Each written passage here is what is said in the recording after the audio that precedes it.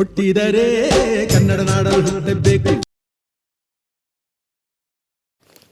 ನಮಸ್ಕಾರ, ಎಲ್ರಿಗೂ ಸ್ವಾಗತ. ಮತ್ತೊಂದು ಹೊಸ ದೆವ್ವದ ಕಥೆಯೊಂದಿಗೆ. ಎಲ್ಲರೂ ಚೆನ್ನಾಗಿದ್ದೀರಾ ಅಂತ ಅಂದ್ಕೊಂಡಿದ್ದೀನಿ.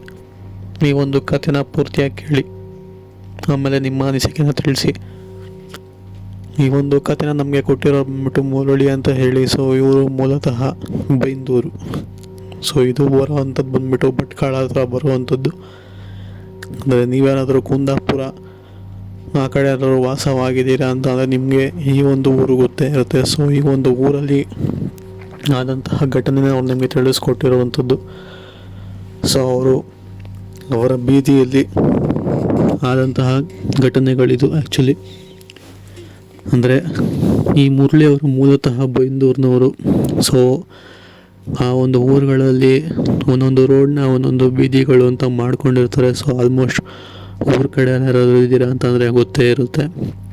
ಅದೇ ಥರ ಇವರ ಬೀದಿಯಲ್ಲಿ ಒಂದು ಮನೆಯಲ್ಲಿ ತುಂಬಾ ಚೆನ್ನಾಗಿದ್ದಂತಹ ಒಂದು ಸಂಸಾರ. ಅಂದರೆ ಒಂದು ಮಗು, ಒಂದು ಗಂಡ, ಹೆಂಡತಿ. ಸೊ 3 ಜನ ಅಷ್ಟೇ ವಾಸವಾಗಿದ್ದಂಥದ್ದು. ಹಳ್ಳಿಯಲ್ಲಿ ಹಂಚಿನ ಮನೆ ಅಂತಲೇ ಹೇಳ್ಬೋದು. ಚಿಕ್ಕದಾಗಿ ಕೂಡ ಇತ್ತು. ಸೊ ಚಿಕ್ಕದಾಗಿದ್ದರೂ ಕೂಡ ಅವರು ತುಂಬಾ ಖುಷಿಯಾಗಿದ್ದರು. ಮಗುನೂ ಕೂಡ ತುಂಬಾ ಚೆನ್ನಾಗಿ ನೋಡ್ಕೊತಿದ್ರು. ಅಂದಂಗೆ ಆ ಮಗು ಸುಮಾರು ಒಂದು 3ನೇ ಕ್ಲಾಸು ಅಥವಾ 4ನೇ ಕ್ಲಾಸ್ ಓದ್ತಿರ್ಬೋದು ಅಷ್ಟೇ. ತುಂಬ ಚೆನ್ನಾಗಿ ನೋಡ್ಕೊತಿದ್ರು. ಅಂದಂಗೆ ಊರಿನವ್ರನ್ನ ಎಲ್ಲರ ಜೊತೆನೂ ಕೂಡ ಚೆನ್ನಾಗೇ ಹೊಂದ್ಕೊತಿದ್ರು. ಆದರೆ ಹೋಗ್ತಾ ಹೋಗ್ತಾ ಆದಂತಹ ಘಟನೆಗಳೇ ಬೇರೆ ಆಗಿತ್ತು. ಸೊ ಅವ್ರು ಹೇಳೋ ಪ್ರಕಾರ ಆ ಒಂದು ಬೀದಿಯಲ್ಲಿ ವಾಸವಾಗಿದ್ರಲ್ಲ, ಸೊ ಅದರಲ್ಲಿ ಗಂಡ, ಹೆಂಡತಿ ಹಾಗೂ ಆ ಒಂದು ಮಗು ಇದೆಯಲ್ಲ, ಸೊ ಅವರು ಎಷ್ಟು ಚೆನ್ನಾಗಿ ಈ ಒಂದು ಊರನ್ನ ಎಲ್ಲರ ಹತ್ರನೂ ಕೂಡ ಹೊಂದ್ಕೊತಿದ್ರು, ಚೆನ್ನಾಗೇ ಮಾತಾಡ್ತಿದ್ರು. ಎಲ್ಲರ ಮನೆಗೂ ಕೂಡ ಹೋಗಿ ಮಾತಾಡಿಸ್ತಾ ಖುಷಿಯಾಗಿದ್ದಂತಹ ಕುಟುಂಬ ಇದೆಯಲ್ಲ, ಇದ್ದಕ್ಕಿದ್ದಂಗೆ ತುಂಬ ವಿಚಿತ್ರವಾಗಿ ಆಡೋದಕ್ಕೆ ಶುರುವಾಗುವಂಥದ್ದು. ಅಂದರೆ ಸುಮ್ಮನೆ ಬೇಕು ಅಂತಲೇ ಜಗಳ ತೆಗಿಯೋ ಥರ, ಆ ಒಂದು ಮಗುಗೆ ಹೊಡೆಯೋ ಥರ, ಗಂಡ ಹೆಂಡತಿ ಅವ್ರವ್ರ ಮೊದಲೇ ಜಗಳ ಆಡ್ಕೊಳ್ಳೋ ಥರ, ಸುಮ್ಮನೆ ಹೋಗೋಬ್ಬರು ಬೀದಿಲೆಲ್ಲ ಹೋಗೋರಿಗೆಲ್ಲ ಕೂಡ ಬೈಯೋ ಥರ. ಸೊ ಈ ಥರ ಬದಲಾಗೋಗಿತ್ತು. ಸೊ ಇದನ್ನೆಲ್ಲ ಗಮನಿಸಿದಂತಹ ಊರಿನವರೆಲ್ಲ ಹೋಗಿ ಏನಾಯಿತು, ಯಾಕೆ ಈ ಥರ ಎಲ್ಲ ಆಡ್ತಿದ್ದೀರ ಅಂತ ಎಲ್ಲ ಕೂಡ ವಿಚಾರಿಸ್ತಾರೆ. ಬಟ್ ಅವರಿಗೆ ಯಾವುದೇ ಥರ ಉತ್ತರನೂ ಕೂಡ ಸಿಗೋದಿಲ್ಲ. ಯಾಕೆ ಅಂತಂದರೆ ಆ ಥರ ಚೇಂಜ್ ಆಗಿರ್ತಾರೆ. ಅವರು ಮಾತಾಡ್ಸೋದಕ್ಕೆ ಕೂಡ ರೆಡಿ ಇರಲ್ಲ. ಮನೆ ಒಳಗಡೆ ಕೂಡ ಯಾರನ್ನೂ ಕೂಡ ಸೇರಿಸ್ಕೊಳ್ಳೋದಕ್ಕೆ ಅವರು ತಯಾರಿರೋದಿಲ್ಲ. ಆ ಮಟ್ಟಕ್ಕೆ ಅವರು ಬದಲಾಗೋಗಿರ್ತಾರೆ. ಸರಿ ಬಿಡು, ಇವ್ರು ಯಾಕೋ ಬದಲಾಗಿದ್ದಾರೆ, ಮೊದಲಿನ ಥರ ಇಲ್ಲ ಅಂತ ಊರಿನ ಅಂದರೆ ಆ ಒಂದು ಬೀದಿಯ ಬೇರೆಯವರು ಕೂಡ ಅಷ್ಟೊಂದೇನು ಅವ್ರ ಬಗ್ಗೆ ತಲೆ ಕೆಡ್ಸ್ಕೊತಿರ್ಲಿಲ್ಲ. ಸುಮ್ಮನೆ ಓಡಾಡ್ಕೊಂಡು ಬರೋ ಆ ಥರನೇ ಮಾಡ್ತಿದ್ರು, ಹೋಗಿ ಬರೋ ಥರ. ಬಟ್ ಹೀಗೆ ಒಂದಿನ ಅವರ ಮನೆಯಲ್ಲಿ ರಾತ್ರಿ, ಅಂದರೆ ಆ ಒಂದು ಗಂಡ ಹೆಂಡತಿ ಮಗು ಇರ್ತಲ್ಲ, ಸೊ ಅವ್ರ ಮನೆಯಲ್ಲಿ ಇದ್ದಕ್ಕಿದ್ದಂಗೆ ಒಂದು ಬೆಂಕಿ ಥರ ಕಾಣಿಸ್ಕೊಳ್ಳುತ್ತೆ. ಸೊ ಅದನ್ನು ಆ ಒಂದು ಮನೆಯ ಎದುರುಗಡೆ ಇತ್ತಲ್ಲ, ಸೊ ಅಂದರೆ ರೋಡಿನ ಆಪೋಸಿಟ್ ಡೈರೆಕ್ಷನಲ್ಲಿ ಇದ್ದಂಥದ್ದು. ಸೊ ಬಾಗಿಲು ಆಲ್ಮೋಸ್ಟ್ ರೋಡ್ ಸೈಡ್ಗೆ ಬರುತ್ತೆ. ಊರ ಕಡೆ ಎಲ್ಲ ನೋಡಿದ್ದೀರಾ ಅಂತಂದರೆ, ಸೊ ಆ ಮನೇಲಿ ವಾಸವಾಗಿದ್ದವರು ನೋಡ್ತಾರೆ, ಇದೇನಿದ್ದು ಆ ಮನೆಯಿಂದ ಬೆಂಕಿ ಬರ್ತಿದೆಯಲ್ಲ, ಅವರು ಎಲ್ಲ ಹುಷಾರಾಗಿದ್ದಾರಾ ಇಲ್ವಾ ಅಂತ ಹೇಳಿ ಆ ಮನೆ ಅಂದರೆ ಅವ್ರ ಮನೆನ ಬಿಟ್ಟು ತುಂಬ ಬೇಗನೆ ಹೋಗಿ ಆಪೋಸಿಟಲ್ಲಿದ್ದಂತಹ ಗಂಡ ಹೆಂಡತಿ ಮಗುನ ನೋಡ್ತಾರೆ ಬಾಗಿಲು ತೆಗೆದು.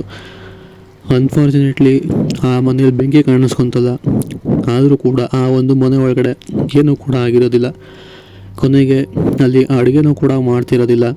ಬರೀ ಒಬ್ಬೊಬ್ಬರು ಒಂದೊಂದು ಮೂಲೆಯಲ್ಲಿ ಕೂತಿರ್ತಾರೆ. ಮಗು ಅದ್ರ ಪಾಡ್ಗದ ಆಡ್ಕೊಂತಿರುತ್ತೆ. ಆ ಹೆಂಡತಿ ಇದ್ದಾರಲ್ಲ, ಸೊ ಅವರು ಒಂದು ಮೂಲೆಯಲ್ಲಿರ್ತಾರೆ, ಗಂಡ ಅನ್ಸ್ಕೊಂಡವರು ಮತ್ತೊಂದು ಮೂಲೆಯಲ್ಲಿರ್ತಾರೆ. ಆದರೂ ಬೆಂಕಿ ಬರ್ತಿತ್ತಿಲ್ಲ. ಇದು ಹೆಂಗೆ ಅಂತ ಹೇಳಿ, ಸರಿ ಅಂತ ಹೇಳಿ ಆ ಒಂದು ವ್ಯಕ್ತಿ ಹಾಗೆ ಅವ್ರ ಮನೆ ಹಿಂದೆಗಡೆ ಹೋಗಿ ನೋಡಿದಾಗ ಅವ್ರಿಗೆ ಗೊತ್ತಾಗುವಂಥದ್ದು, ಹಿಂದೆಗಡೆ ಯಾವುದೋ ಒಂದು ಗೊಂಬೆ. ಸೊ ಆ ಒಂದು ಗೊಂಬೆಗೆ ಮಾಟ ಮಂತ್ರ ಮಾಡಿ ಅವರ ಮನೆ ಹಿಂದೆಗಡೆ ಇಟ್ಟು ಹೋಗಿರ್ತಾರೆ. ಅನ್ಫಾರ್ಚುನೇಟ್ಲಿ ಅವ್ರ ಮನೆಯಿಂದ ಜಾಸ್ತಿ ಹೋಗೋದಿಲ್ಲ. ಯಾಕೆ ಅಂತಂದರೆ ತುಂಬಾ ಗಿಡ ಮರ ಎಲ್ಲನೂ ಕೂಡ ಬೆಳ್ಕೊಂಡಿರುತ್ತೆ ಚೂರು ಚೂರು. ಹಾಗೆ ಕೂಡ ಮಗು ಕೂಡ ಇದೆಯಲ್ಲ ಅಂತ ಹೇಳಿ ಆ ಕಡೆ ಕರ್ಕೊಂಡು ಹೋಗೋದಿಲ್ಲ. ಅಷ್ಟಾಗಿ ಒಂದು ಕಂಬಿನ ಅಂದರೆ ಒಂದು ಮರದಲ್ಲೇ ಬರೋಂಥ ತುಂಡುಗಳಿರ್ತಾವಲ್ಲ, ಸೊ ಅದರಲ್ಲೇ ಒಂದು ಬಾಗಿಲು ಥರ ಮಾಡಿ ಇಟ್ಬಿಡ್ತಾರೆ. ಬಟ್ ಈ ಒಂದು ವ್ಯಕ್ತಿ ಹೋಗಿ ನೋಡಿದಾಗ ಅಲ್ಲಿ ಒಂದು ಗೊಂಬೆ ಇರುತ್ತೆ. ಸೊ ಅದನ್ನು ನೋಡುವಂಥ ಇವರು ಮೋಸ್ಟ್ಲಿ ಇವ್ರಿಗೆ ಆಗ್ತಿರೋಂತಹ ತೊಂದರೆ ಇದರಿಂದನೇ ಇರ್ಬೋದು. ಯಾರೋ ಇವ್ರನ್ನ ನೋಡಿ ಆಗದೆ ಇರೋವಂಥವ್ರು ಈ ಥರ ಮಾಡಾಕಿ ಹೋಗಿದ್ದಾರೆ. ಇದಕ್ಕೆ ಏನಾದರೂ ಪರಿಹಾರ ಹುಡುಕ್ಲೇಬೇಕು ಅಂತ ಹೇಳಿ ಆ ಒಂದು ಮನೆಗೆ ಅವ್ರ ಎದುರುಗಡೆ ಇದ್ದಂತಹ ಮನೆಯವರನ್ನೇ ಒಂದು ಪೂಜೆ ಮಾಡುವಂತಹ ವ್ಯಕ್ತಿಗಳನ್ನ ಕರ್ಕೊಂಬಂದು ಆ ಒಂದು ಗೊಂಬೆನ ತೋರಿಸ್ತಾರೆ. ಆಮೇಲೆ ಆ ಒಂದು ವ್ಯಕ್ತಿ ಆ ಗೊಂಬೆ ಮೇಲೆ ಸ್ವಲ್ಪ ಬೂದಿ ಹಾಗೆ ಕುಂಕುಮನೆಲ್ಲ ಎರಚಿ ನಂತರ ಅದನ್ನು ಕಡ್ಡಿಯಿಂದ ಆ ಒಂದು ಮನೆನ ತೆಗೆದು ನೀಟಾಗಿ ತಗೊಂಡೋಗಿ ಒಂದು ನೀರೊಳಗಡೆ ಬಿಟ್ಬಿಟ್ಟು ಆ ಮನೆ ಒಳಗಡೆ ಒಂದು ಹೋಮನ ಮಾಡಿಸ್ತಾರೆ. ಹಾಗೆ ಮತ್ತೆ ಆ ಒಂದು ಕುಟುಂಬದವರು ಸರಿ ಹೋಗ್ತಾರೆ. ಮತ್ತೊಮ್ಮೆ ಅವ್ರ ಹತ್ರ ಜಗಳ ಕೂಡ ಆಡ್ತಿರೋದಿಲ್ಲ. ಹಾಗೆ ಮಗನೂ ಕೂಡ ತುಂಬ ಚೆನ್ನಾಗಿ ನೋಡ್ಕೊಂಡು ಊರಿನ ಹತ್ರ ಕೂಡ ಚೆನ್ನಾಗಿ ಮಾತಾಡಿಸ್ತಿರ್ತಾರೆ. ಅಷ್ಟಕ್ಕೂ ಆ ಒಂದು ಮದುವೆ ಮೇಲೆ ಮಾಟ ಮಂತ್ರ ಮಾಡಿಸೋಂಥವ್ರು ಬೇರೆ ಯಾರೂ ಅಲ್ಲ, ಈ ಒಂದು ಬೀದಿಯ ಹಿಂದೆಗಡೆ ಬೀದಿ ಅಂದರೆ ಇವರ ಆ ಗಂಡ ಹೆಂಡತಿ ಮಕ್ಕಳ ಕುಟುಂಬದವರೇ. ಆ ಗಂಡನ ತಮ್ಮ ಇರ್ತಾನಲ್ಲ, ಸೊ ಅವನು ಇವರು ಇರುವಂತಹ ಹೊಂದಾಣಿಕೆಯನ್ನು ತಡೆಯೋದಕ್ಕಾಗ್ದಲೆ ಹಿಂದೆಗಡೆ ಬೀದಿಯಲ್ಲೇ ವಾಸವಾಗಿಂತಹವನು ಮಾಟ ಮಂತ್ರ ಮಾಡಿಸಿ ಇವ್ರ ಮೇಲೆ ಏನಾದರೂ ಕೆಟ್ಟದ್ದು ಮಾಡಬೇಕು ಅಂತ ಹೇಳಿ ಮಾಡಿಸಿ ಹಾಕಿರುವಂಥದ್ದು. ಸೊ ಇದು ಸತ್ಯ ಗೊತ್ತಾಗಿ ನಂತರ ಊರಿನವರೆಲ್ಲ ಸೇರಿ ಅವರ ಒಂದು ತಮ್ಮನ ಮನೆ ಅಂದರೆ ಆ ಒಂದು ಊರಿಂದ ಆಚೆ ಓಡಿಸಿರುವಂಥದ್ದು. ಸೊ ಇದು ಆ್ಯಕ್ಚುಲಿ ಆಗಿರುವಂತಹ ಒಂದು ಸತ್ಯ ಘಟನೆ. ಈ ಒಂದು ಕತೆ ಇಷ್ಟ ಆಗಿದೆ ಅಂತ ಅಂದ್ಕೊಂಡಿದ್ದೀನಿ. ಇಷ್ಟ ಆಗಿದ್ರೆ ಲೈಕ್ ಮಾಡಿ, ಶೇರ್ ಮಾಡಿ, ಸಬ್ಸ್ಕ್ರೈಬ್ ಮಾಡಿ. ಸಿಗೋಣ ಮತ್ತೊಂದು ಕಥೆಯೊಂದಿಗೆ. ಅಲ್ಲಿವರೆಗೂ take care, good bye friends.